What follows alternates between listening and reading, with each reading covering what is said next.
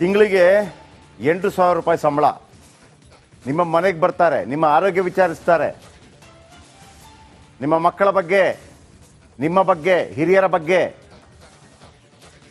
ನಮಗೆ ಸ್ವಲ್ಪ ಸಂಬಳ ಜಾಸ್ತಿ ಮಾಡ್ರಪ್ಪ ಅಂತಂದರೆ ಇಲ್ಲ. ಅಲ್ಲಿ ನಕ್ಸಲೈಟ್ಗಳು ಗನ್ ಇಟ್ಕೊಂಡು ಬಂದರೆ ಬರ್ರಪ್ಪ ನಿಮಗೆ ಎಷ್ಟು ಬೇಕು ತಗೊಳ್ಳಿ, ಬಿಡುಗಡೆ ಆಗೋಯ್ತು 24 ಗಂಟೆಯಲ್ಲಿ. ಅದರದ್ದೇನು ನಮಗೆ ಅವರನ್ನು ಮಾಡಬೇಡಿ, ನಕ್ಸಲ್ ಮುಕ್ತ ರಾಜ್ಯ ಖುಷಿ. ಆದರೆ ಇವರೇನು ತಪ್ಪು ಮಾಡಿದ್ದಾರೆ? ಕೊರೆಯುವ ಚಳಿಯಲ್ಲಿದ್ದರೂ ಕೂಡ ಆಶಾ ಕಾರ್ಯಕರ್ತೆಯರ ಮೇಲೆ ಕರುಣೆ ಯಾಕಿಲ್ಲ? ಒಂದು ಕರುಣೆ ತೋರದ ಸರ್ಕಾರ ನಕ್ಸಲರು ಶರಣಾದ 24 ಗಂಟೆಯಲ್ಲೇ ಪರಿಹಾರದ ಹಣ ರಿಲೀಸ್ ಮಾಡಿದೆ. ಮತ್ತೊಂದೆಡೆ ನಕ್ಸಲೀಯರ ಶಸ್ತ್ರಾಸ್ತ್ರಗಳು ಎಲ್ಲಿವೆ ಅನ್ನೋದು ತೀವ್ರ ಕುತೂಹಲ ಮೂಡಿಸಿದೆ. ಆ ವ್ಯಕ್ತಿ ಬಳಿಯ ವೆಪನ್ ಸೇಫ್ ಆಗಿವೆಯಾ ಅಂತ ಅನುಮಾನ ಕಾಡ್ತಾ ಇದೆ. ಶರಣಾಗಿದ್ದಾರೆ, ವೆಪನ್ಸ್ ಕೊಟ್ಟಿಲ್ಲ, ಬಟ್ಟೆ ಕೊಟ್ಟು ಹೋಗ್ಬಿಟ್ರು. ಬನ್ನಿ ಒಂದು ರಿಪೋರ್ಟ್.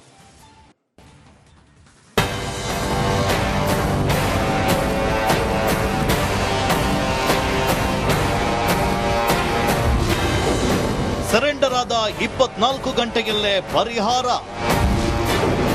ಆಶೆಗಳ ಮೇಲಿಲ್ಲದ ಕಾಳಜಿ ನಕ್ಸಲರ ಮೇಲೇಕೆ?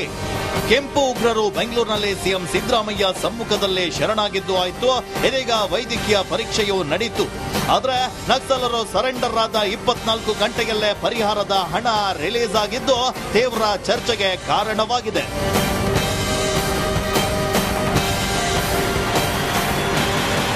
ಕೊರೆಯುವ ಚಳಿಯಲ್ಲಿ ಆಶಾ ಕಾರ್ಯಕರ್ತೆಯರು ಪ್ರತಿಭಟನೆ ನಡೆಸ್ತಾ ಇದ್ರು, ಸರ್ಕಾರ ಕ್ಯಾರೆ ಅಂತಿಲ್ಲ.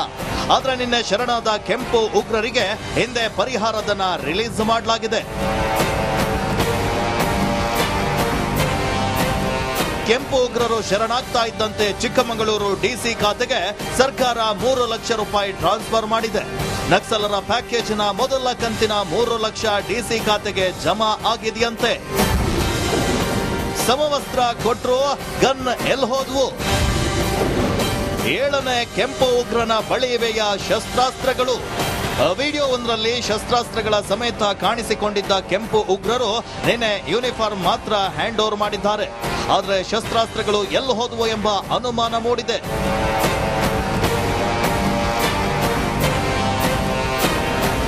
ನಿನ್ನೆ ನಕ್ಸಲೀಯರು ತಮ್ಮ ಸಮವಸ್ತ್ರವನ್ನ ಸಿಎಂ ಕೈಗಿಟ್ಟು ಶರಣಾದ್ರು. ಆದ್ರೆ ಅವರು ಬಳಸ್ತಾ ಇದ್ದಂತ ಗನ್ ಹಾಗೂ ಶಸ್ತ್ರಾಸ್ತ್ರಗಳು ಮಾತ್ರ ಸರೆಂಡರ್ ಮಾಡಿಲ್ಲ. ಇನ್ನು 7ನೇ ನಕ್ಸಲ ರವೀಂದ್ರ ಇತ್ತ ಮಿಸ್ ಆಗಿದ್ದಾರೆ. ನಕ್ಸಲರಿಗೆ ಟೆಕ್ನಿಕಲ್ ಸೆಲ್ನಲ್ಲಿ ಕಾಕಿ ಡ್ರಿಲ್. ನಕ್ಸಲೀಯರಿಗೆ ಮಡಿವಾಳದ ಟೆಕ್ನಿಕಲ್ ಸೆಲ್ನಲ್ಲಿ ಕಾಕಿ ಡ್ರಿಲ್ ನಡೆಸಿದೆ. ಡಿವೈಎಸ್ಪಿ ಟೀಮ್ ಸ್ವಾವಿಚ್ಛಾ ಹೇಳಿಕೆಯನ್ನ ದಾಖಲಿಸಿಕೊಂಡಿದೆ. ಬಳಿಕ ವಿಕ್ಟೋರಿಯಾ ಆಸ್ಪತ್ರೆಯಲ್ಲಿ 6 ಜನಕ್ಕೂ ವೈದ್ಯಕೀಯ ಪರೀಕ್ಷೆಯನ್ನ ಮಾಡಿಸಲಾಯಿತು. ಎನ್ಐಎ ವಿಶೇಷ ನ್ಯಾಯಾಲಯಕ್ಕೆ ಹಾಜರುಪಡಿಸಿದ್ದು 6 ಜನಕ್ಕೂ ಜನವರಿ 30ರವರೆಗೂ ನ್ಯಾಯಾಂಗ ಬಂಧನ ವಿಧಿಸಲಾಗಿದೆ. Bureau report, republic Kannada.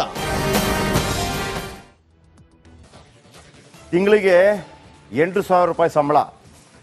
ನಿಮ್ಮ ಮನೆಗೆ ಬರ್ತಾರೆ, ನಿಮ್ಮ ಆರೋಗ್ಯ ವಿಚಾರಿಸ್ತಾರೆ, ನಿಮ್ಮ ಮಕ್ಕಳ ಬಗ್ಗೆ, ನಿಮ್ಮ ಬಗ್ಗೆ, ಹಿರಿಯರ ಬಗ್ಗೆ. ನಮಗೆ ಸ್ವಲ್ಪ ಸಂಬಳ ಜಾಸ್ತಿ ಮಾಡ್ರಪ್ಪ ಅಂತಂದರೆ ಇಲ್ಲ. ಅಲ್ಲಿ ನಕ್ಸಲೈಟ್ಗಳು ಗನ್ ಇಟ್ಕೊಂಡು ಬಂದರೆ ಬರ್ರಪ್ಪ ನಿಮಗೆ ಎಷ್ಟು ಬೇಕು ತಗೊಳ್ಳಿ, ಬಿಡುಗಡೆ ಆಗೋಯ್ತು 24 ಗಂಟೆಯಲ್ಲಿ. ಅದರದ್ದೇನು ನಮಗೆ ಅವರನ್ನು ಮಾಡಬೇಡಿ, ನಕ್ಸಲ್ ಮುಕ್ತ ರಾಜ್ಯ ಖುಷಿ. ಆದರೆ ಇವರೇನು ತಪ್ಪು ಮಾಡಿದ್ದಾರೆ? ಕೊರೆಯುವ ಚಳಿಯಲ್ಲಿದ್ದರೂ ಕೂಡ ಆಶಾ ಕಾರ್ಯಕರ್ತೆಯರ ಮೇಲೆ ಕರುಣೆ ಯಾಕಿಲ್ಲ? ಒಂದು ಕರುಣೆ ತೋರದ ಸರ್ಕಾರ ನಕ್ಸಲರು ಶರಣಾದ 24 ಗಂಟೆಯಲ್ಲೇ ಪರಿಹಾರದ ಹಣ ರಿಲೀಸ್ ಮಾಡಿದೆ. ಮತ್ತೊಂದೆಡೆ ನಕ್ಸಲೀಯರ ಶಸ್ತ್ರಾಸ್ತ್ರಗಳು ಎಲ್ಲಿವೆ ಅನ್ನೋದು ತೀವ್ರ ಕುತೂಹಲ ಮೂಡಿಸಿದೆ. ಆ ವ್ಯಕ್ತಿ ಬಳಿಯ ವೆಪನ್ ಸೇಫ್ ಆಗಿವೆಯಾ ಅಂತ ಅನುಮಾನ ಕಾಡ್ತಾ ಇದೆ. ಶರಣಾಗಿದ್ದಾರೆ, ವೆಪನ್ಸ್ ಕೊಟ್ಟಿಲ್ಲ, ಬಟ್ಟೆ ಕೊಟ್ಟು ಹೋಗ್ಬಿಟ್ರು. ಬನ್ನಿ ಒಂದು ರಿಪೋರ್ಟ್.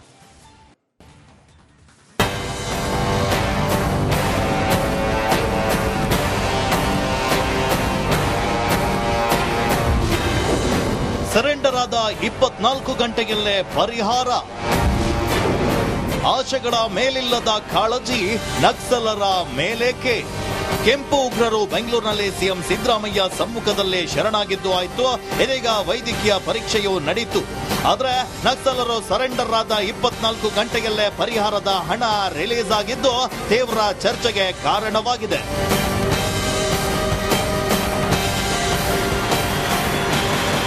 ಕೊರೆಯುವ ಚಳಿಯಲ್ಲಿ ಆಶಾ ಕಾರ್ಯಕರ್ತೆಯರು ಪ್ರತಿಭಟನೆ ನಡೆಸ್ತಾ ಇದ್ರು ಸರ್ಕಾರ ಕ್ಯಾರೆ ಅಂತಿಲ್ಲ. ಆದ್ರೆ ನಿನ್ನೆ ಶರಣಾದ ಕೆಂಪು ಉಗ್ರರಿಗೆ ಹಿಂದೆ ಪರಿಹಾರಧನ ರಿಲೀಸ್ ಮಾಡಲಾಗಿದೆ. ಕೆಂಪು ಉಗ್ರರು ಶರಣಾಗ್ತಾ ಇದ್ದಂತೆ ಚಿಕ್ಕಮಗಳೂರು ಡಿಸಿ ಖಾತೆಗೆ ಸರ್ಕಾರ 3 ಲಕ್ಷ ರೂಪಾಯಿ ಟ್ರಾನ್ಸ್ಫರ್ ಮಾಡಿದೆ. ನಕ್ಸಲರ ಪ್ಯಾಕೇಜ್ನ ಮೊದಲ ಕಂತಿನ 3 ಲಕ್ಷ ಡಿಸಿ ಖಾತೆಗೆ ಜಮಾ ಆಗಿದೆಯಂತೆ. ಸಮವಸ್ತ್ರ ಕೊಟ್ರು, ಗನ್ ಎಲ್ ಹೋದ್ವು? 7ನೇ ಕೆಂಪು ಉಗ್ರನ ಬಳಿ ಇವೆಯ ಶಸ್ತ್ರಾಸ್ತ್ರಗಳು. ವಿಡಿಯೋ ಒಂದರಲ್ಲಿ ಶಸ್ತ್ರಾಸ್ತ್ರಗಳ ಸಮೇತ ಕಾಣಿಸಿಕೊಂಡಿದ್ದ ಕೆಂಪು ಉಗ್ರರು ನಿನ್ನೆ ಯೂನಿಫಾರ್ಮ್ ಮಾತ್ರ ಹ್ಯಾಂಡ್ ಓವರ್ ಮಾಡಿದ್ದಾರೆ. ಆದರೆ ಶಸ್ತ್ರಾಸ್ತ್ರಗಳು ಎಲ್ಲಿ ಹೋದವು ಎಂಬ ಅನುಮಾನ ಮೂಡಿದೆ.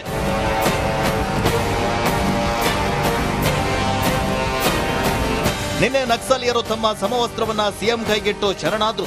ಆದ್ರೆ ಅವರು ಬಳಸ್ತಾ ಇದ್ದಂತ ಗನ್ ಹಾಗೂ ಶಸ್ತ್ರಾಸ್ತ್ರಗಳು ಮಾತ್ರ ಸರೆಂಡರ್ ಮಾಡಿಲ್ಲ.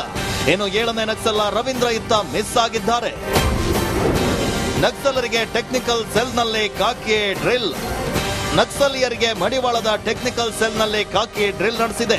ಡಿವೈಎಸ್ಪಿ ಟೀಮ್ ಸ್ವ-ಇಚ್ಛಾ ಹೇಳಿಕೆಯನ್ನ ದಾಖಲಿಸಿಕೊಂಡಿದೆ. ಬಳಿಕ ವಿಕ್ಟೋರಿಯಾ ಆಸ್ಪತ್ರೆಯಲ್ಲಿ 6 ಜನಕ್ಕೂ ವೈದ್ಯಕೀಯ ಪರೀಕ್ಷೆಯನ್ನ ಮಾಡಿಸಲಾಯಿತು. ಎನ್ಐಎ ವಿಶೇಷ ನ್ಯಾಯಾಲಯಕ್ಕೆ ಹಾಜರುಪಡಿಸಿದ್ದು 6 ಜನಕ್ಕೂ ಜನವರಿ 30ರವರೆಗೂ ನ್ಯಾಯಾಂಗ ಬಂಧನ ವಿಧಿಸಲಾಗಿದೆ.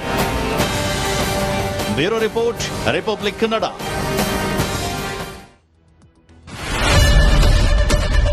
ಏನ್ ಪ್ರಾಬ್ಲಮ್ ಇಲ್ಲ ಏರಿಯಾದಲ್ಲಿ? ಏನ್ ಪ್ರಾಬ್ಲಮ್? ಏನ್ ನಿಮ್ ಪ್ರಾಬ್ಲಮ್? ಇದೆಲ್ಲ ಪ್ರಾಬ್ಲಮ್ ಐತಿಲ್ಲ ಹೇಳಿ.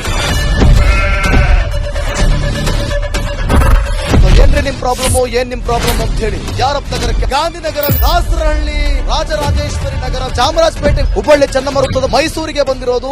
ಬ್ಯಾಡಗಿ ತಾಲೂಕಿಗೆ ನಾವು ಬಂದಿವ್ರಿ. ಸರ್ ಹೇಳಿ ಸರ್, ಏನ್ ಪ್ರಾಬ್ಲಮ್? ನಿಮ್ ಎಮ್ಎಲ್ಎ ಹೆಂಗೆ? ಏನೆಲ್ಲ ಸಮಸ್ಯೆಗಳು? ಏನ್ ಕಥೆ ಇಲ್ಲಿ ಬಂತ? ಯಾಯಪ್ಪ ಯಾವತ್ತೂ ಬಂದಿಲ್ಲ. 2 months ಇಂದ ನೀರಿಲ್ಲ. ಟ್ಯಾಂಕರ್ ಬರ್ಬೇಕಾದ್ರೆ ರೋಡ್ ಸರಿ ಇಲ್ಲ ಅಂತ ಯಾರತ್ರ ಹೋಗಿ ಹೇಳೋದಕ್ಕೆ ನಮ್ಗೆ ಯಾರು ಇಲ್ಲ. ಇಲ್ಲಿ ಕಿತ್ತೋದ್ರೆ ಏನ್ ಹಾಳಾಗೋದ್ರು ಇದು ಯಾರು ನೋಡರೇ ಗತಿ ಇಲ್ಲ. ನಾವಿದ್ದೀವಿ ಅಂತಾರೆ. ಇವಾಗ ಯಾರ ಎಮ್ಎಲ್ಎ ಮಗ ಒಂದ್ ದಿವಸನೂ ಬಂದಿಲ್ಲ. ಫುಲ್ ಸ್ಟ್ಯಾಂಡರ್ಡ್ ಲಕ್ಸುರಿಯಸ್ ಬೆಡ್ರೂಮ್ ಐತ್ರಿ ಅದು. Taj West End, Radisson Blu. ನಿಮ್ದು ಮೀಟಿಂಗ್ ಇಲ್ಲಿ ಮಾಡ್ರಿ. ಇಷ್ಟು ವರ್ಷ ಆಯ್ತು, ಇದಕ್ಕೆಲ್ಲ ಯಾರು ಸರ್ ಜವಾಬ್ದಾರಿ? 200 ರೂಪಾಯಿ ಬ್ಯಾಂಕ್ಗೆ ಹೋಗ್ತೀನಿ ಬರ್ತಾ ಇದ್ದೀನಿ. ಬ್ಯಾಂಕ್ಗೆ ಹೋಗ್ತೀರಿ ಬರ್ತೀರಿ 2000 ಮಾತ್ರ ಬರ್ತಾ ಇಲ್ಲ. 2000 ನಂದೇ ಹೊಂಟೈತು. ನಿಲ್ ಮೇಲೆ ಬಾರಿ ಐಟ್ ಅದಲ್ಲ ಮಾರ. ಮೇಡಮ್ ಬರಲ್ಲ ಕಣ್ರಿ ಸರ್. ರಾತ್ರಿ 1 ಗಂಟೆವರೆಗೂ ಎಣ್ಣೆ ಅಂಗಡಿ ತೆಗಿಬೇಕಂತ. ಬೆಳಿಗ್ಗೆ 4 ಗಂಟೆವರೆಗೂ ತೆಗಿಬೋದಲ್ಲ. ಮಗನೂ ನೋಡಲ್ಲ, ಯಾರು ನೋಡಲ್ಲ. ನಾನು ಒಬ್ಬಳು ನೋಡ್ಕೊಂತೀರಜ್ಜ. ಮೊಮ್ಮಕ್ಕಳಿಗೆ ಅಮ್ಮ ಅಪ್ಪ ಇಲ್ಲ, ಅವರು ನೋಡಿ ಬರ್ತಾ ಇದೀವಿ. ದೇವ್ರು ಬಿಟ್ಟಂಗೆ ಆಗುತ್ತೆ.